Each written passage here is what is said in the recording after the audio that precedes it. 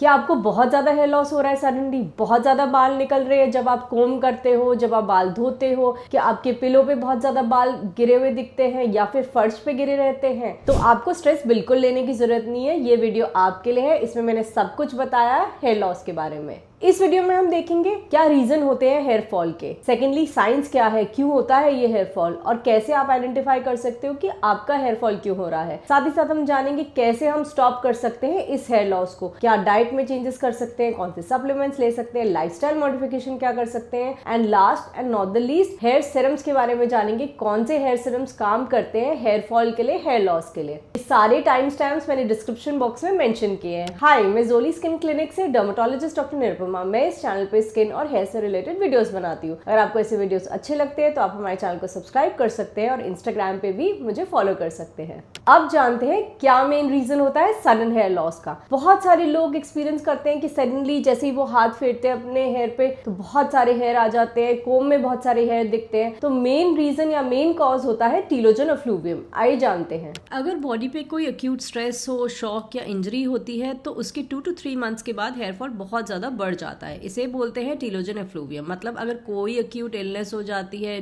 जैसे dengue, malaria, typhoid, तो उसके 2 to 3 मंथ्स के बाद हेयर लॉस सडनली इंक्रीज हो जाता है। कभी कभी ट्रॉमा के बाद भी, जैसे accident, surgery, blood loss, weight loss या फिर कई बार न्यूट्रिशनल डेफिशिएंसीज के बाद भी हेयर फॉल इंक्रीज हो जाता है। सिस्टमिक इलनेस और हार्मोनल डिसऑर्डर्स जैसे लिवर, किडनी, थायराइड डिसऑर्डर भी हेयर फॉल का रीजन बन सकता है। और अगर साइकोलॉजिकल स्ट्रेस हो, जैसे कि फैमिली में किसी की डेथ हो जाए, ब्रेकअप हो जाए या डिवोर्स हो जाए, या फिर बहुत ज्यादा स्ट्रेस या डिप्रेशन हो, तो ये रीजन हो सकते हैं सडन हेयर लॉस के, यानी टीलोजन एफ्लुवियम हो सकता है इसके कारण। जो हेयर साइकिल होती है उसमें हेयर पहले ग्रोथ फेज में जाते हैं, फिर रेस्टिंग फेज में, और फिर शेड ऑफ हो जाते हैं और नए हेयर ग्रो करते हैं। एनाजम फेज जो होता है ये हेयर का ग्रोथ फेज होता है जो कि 2 to 8 ईयर्स तक चलता है। उसके बाद हेयर कैराटिन फेज में चले जाते हैं जिसे ट्रांजिशनल फेज कहते हैं, और उसके बाद हेयर टीलोजन फेज में आते हैं। ये होता है रेस्टिंग फेज जो कि 2 to 3 मंथ्स तक चलता है, और उसके बाद डिटैच होके हेयर शेड ऑफ हो जाते हैं और नए हेयर ग्रो करते हैं। लेकिन अगर बॉडी में कोई एक्यूट स्ट्रेस हो, इन्फेक्शन, इलनेस या इंजरी हो जाए तो सडनली एनाजन ग्रोथ फेज के जो हेयर होते हैं वो टीलोजन फेज में शिफ्ट हो जाते हैं, और टीलोजन हेयर जो होते हैं वो इंक्रीज हो जाते हैं जो स्कैल्प पे 2 to 3 मंथ्स तक रहते हैं, और उसके बाद शेडिंग स्टार्ट होती है। इस प्रोसेस को बोलते हैं टीलोजन एफ्लुवियम, जिसमें एक्यूट इलनेस के 2 to 3 मंथ्स के बाद सडन हेयर फॉल स्टार्ट हो जाता है।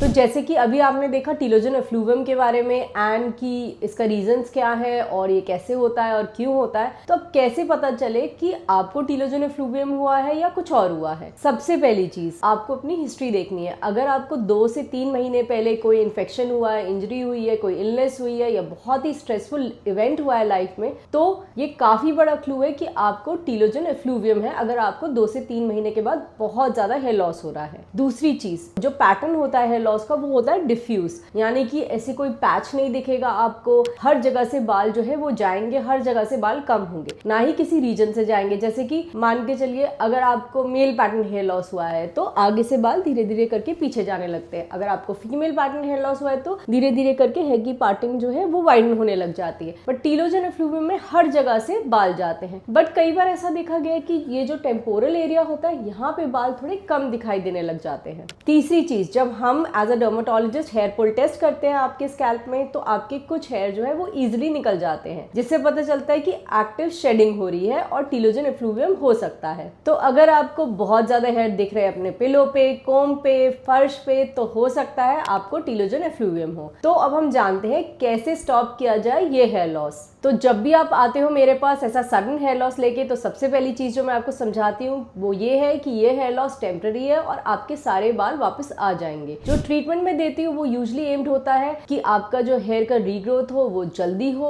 और ज्यादा कंडीशन आपकी वर्सन ना हो। तो आपने क्या करना है, आपने रिड्यूस करना है स्ट्रेस, क्योंकि जितनी आप स्ट्रेस लोगे उतना ज्यादा हेयर फॉल होगा, क्योंकि स्ट्रेस भी टीलोजन एफ्लुवियम को एग्रेवेट करता है। यानी कि आपका हेयर लॉस होगा तो आपको स्ट्रेस होगा, स्ट्रेस होगा तो और हेयर लॉस होगा, तो ये साइकिल चलती रहेगी। तो आपने स्ट्रेस नहीं लेना है और आपको ये भरोसा रखना है कि आपका हेयर लॉस टेम्पररी है और बाल वापस आएंगे। सेकंड, आपने हेयर को डैमेज से बचाना है, क्योंकि आपके हेयर वीक है, शेड हो रहे हैं, तो आपने अवॉइड करना है बहुत ज़्यादा ओवर ब्रशिंग करना, हेयर ट्रीटमेंट्स करना, बहुत ज़्यादा केमिकल ट्रीटमेंट्स करना हेयर पे, जैसे कि केराटिन ट्रीटमेंट या फिर हेयर बोटॉक्स, या बहुत ज़्यादा हेयर को कलर करना, क्योंकि आपके हेयर ऑलरेडी वीक है और ज़्यादा आप उन पे केमिकल लगाओगे तो वो और ज़्यादा डैमेज होंगे। तीसरी चीज़, कई बार क्या होता है कि पेशेंट्स को लगता है मेरा इतना ज़्यादा हेयर लॉस हो रहा है तो मैं शैम्पू नहीं करूँ, स्कैल्प हाइजीन वो नहीं मेंटेन करते, इससे और ज़्यादा डैमेज हो सकते हैं आपका स्कैल्प और आपके हेयर भी। तो आपको याद रखना है कि आपने शैम्पू ज़रूर करना है ताकि आपका स्कैल्प हेल्दी रहे। आप कुछ जेंटल शैम्पूज यूज़ कर सकते हो, मैंने आगे वीडियो में कुछ जेंटल शैम्पूज सजेस्ट किए हैं।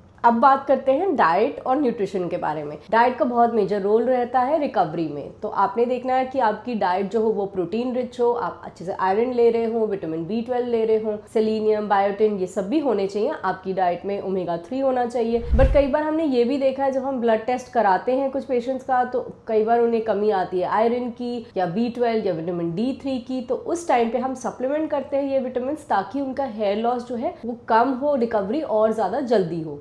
इसके बाद यूजुअली हम सजेस्ट करते हैं कुछ टॉपिकल सेरम्स एंड कुछ मेडिकल ट्रीटमेंट्स, जैसे कि अगर मान लो बहुत ज़्यादा हेयर लॉस हो रहा होता है तो हम कुछ हेयर सेरम्स रिकमेंड करते हैं जिसमें रीडेंसिल, प्रोकैपिल, एनागेन ऐसे इंग्रेडिएंट्स हो। इनके बारे में मैंने आगे बताया है। साथ ही साथ हम कई बार कुछ एडवांस ट्रीटमेंट सजेस्ट करते हैं, स्पेशली जब हेयर लॉस जो है वो रुक जाए, बंद हो जाए और हमें हेयर ग्रोथ बूस्ट करना हो, तो यूजुअली हम PRP, GFC जैसी ट्रीटमेंट्स भी कर सकते हैं। अब बात करते हैं हेयर ग्रोथ सेरम्स के बारे में। तो ये डेफिनेटली हेल्प करते हैं, बट कौन सा सीरम आपको यूज करना चाहिए, कितने दिन के लिए यूज करना है, ये डिपेंड करता है आपकी हेयर की कंडीशन पे, स्कैल्प की कंडीशन पे, कितना आपको हेयर लॉस हो रहा है एंड क्या रीजन है आपके हेयर लॉस का। तो हर किसी को डिफरेंट टाइप का सीरम हेल्प करता है, बट मैंने कुछ अपने रिकमेंडेशन आगे आपको बताए हैं जो कि आप यूज कर सकते हो एंड वो यूजुअली काफी हेल्पफुल रहते हैं। ये है रीडेंसिल, प्रोकैपिल, एनागेन बेस्ड सीरम्स। ये हेल्प करते हैं हेयर शेडिंग को रिड्यूस करने में और हेयर ग्रोथ को सपोर्ट करने में। साथ ही साथ रोजमेरी ऑयल बेस्ड सीरम्स भी काफी हेल्पफुल रहते हैं एंड ये भी रीग्रोथ में काफी हेल्प करते हैं। तो कुछ अच्छे ऑप्शंस हैं: WishCare hair growth serum, the Ordinary multipeptide hair serum, Minimalist hair growth actives 18% hair serum, Pilgrim redensyl, Anagen advanced hair growth serum and be Bodywise advanced hair growth serum roll on. आपने ये note किया होगा मैंने इसमें कुछ भी minoxidil based नहीं बताया आपको। बहुत सारे पेशेंट्स जब उनको टीलोजन एफ्लूवियम होता है तो वो मिनॉक्सिल अप्लाई करते हुए आते हैं, वो बोलते हैं हमारा हेयर लॉस और ज्यादा बढ़ रहा है। वेल ऐसा हो सकता है क्योंकि मिनॉक्सिल पैराडॉक्सिकल टीलोजन एफ्लूवियम करता है, यानी कि हेयर लॉस बढ़ा सकता है, बट अल्टीमेटली हेयर ग्रोथ धीरे धीरे आनी स्टार्ट हो जाती है। तो जब आपको एक्टिव हेयर लॉस हो रहा हो तो आप अवॉइड करें मिनॉक्सिल लगाना, नहीं तो उससे और ज्यादा ट्रिगर हो सकता है हेयर लॉस। अब मैं बात करती हूँ जेंटल शैम्पूज के बारे में। जैसे कि मैंने आपको पहले बताया था, कई लोग डर के मारे नहीं शैम्पू यूज करते हैं क्योंकि उनको लगता है उनका हेयर लॉस और बढ़ जाएगा, और कई लोग ऐसे शैम्पूज यूज करते हैं कि उनको लगता है कि उनका हेयर लॉस बेटर होगा अगर वो शैम्पू चेंज करेंगे। वेल शैम्पू इतना कुछ नहीं कर सकता, बेसिकली हमारे स्कैल्प को क्लीन करता है, हेयर लॉस को प्रिवेंट करने के लिए बहुत ज्यादा रोल नहीं रहता। बट कुछ ऐसे शैम्पूज हैं जो जेंटल होते हैं हमारे स्कैल्प पे, और अगर आपको एक्टिव हेयर लॉस हो रहा हो तो वो उससे और ज्यादा नहीं बढ़ाते और आपके हेयर की हेल्थ को सपोर्ट करते हैं। कुछ शैम्पूज जो आप यूज कर सकते हो वो है माइल्डी shampoo, Sebamed everyday shampoo, Love Beauty and Planet argan oil and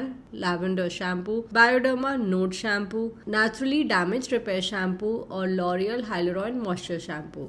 तो आई होप आपकी स्ट्रेस थोड़ी कम हुई हो, आपको समझ आया हो सडन हेयर लॉस क्यों होता है, कैसे होता है और कैसे आपके हेयर वापस आ जाते हैं। तो आई होप आपको ये वीडियो अच्छा लगा। अगर अच्छा लगा तो आप थम्स अप साइन जरूर छोड़ के जाइएगा कमेंट बॉक्स में। Thank you for watching.